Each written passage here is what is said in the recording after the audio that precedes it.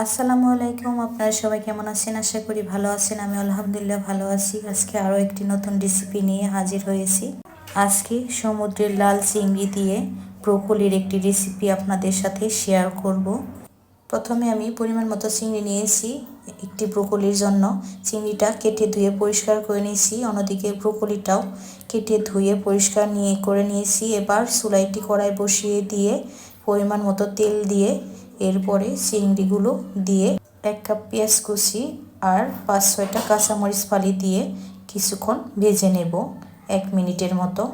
এখন দিয়ে দিব 1 চা চামচ লবণ পরিমাণ মতো আর কি। এরপরে 2টি টমেটো ছোট ছোট পিস করে কেটে নিয়েছি, এগুলো দিয়ে চিংড়ি আর টমেটোটা ভালো করে ভেজে নেব। টমেটোটা গলে গেলে এরপরে পরিমাণ মতো পানি দিয়ে দেব 1 কাপের মতো, দিয়ে আমি মশলাগুলো অ্যাড করব।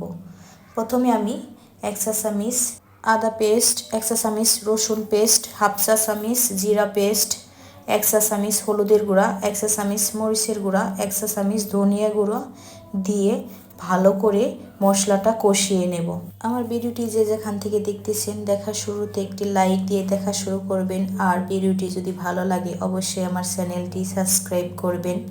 মশলাটা ভালো করে কষানো হয়ে গেলে মশলার গায়ে তেল ছেড়ে দিলে তখন আমি ব্রোকলি আর আলু কেটে রেখেছিলাম একটি দিয়ে দেব, দিয়ে কিছুক্ষণ রান্না করে নেব ব্রোকলিটা সিদ্ধ হয়ে আসা পর্যন্ত।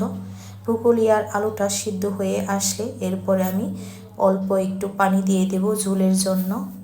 পানিটা দিয়ে কিছুক্ষণ রান্না করে ঝোলটা মাখা মাখা হয়ে আসলে ধনেপাতা দিয়ে নামিয়ে নেব।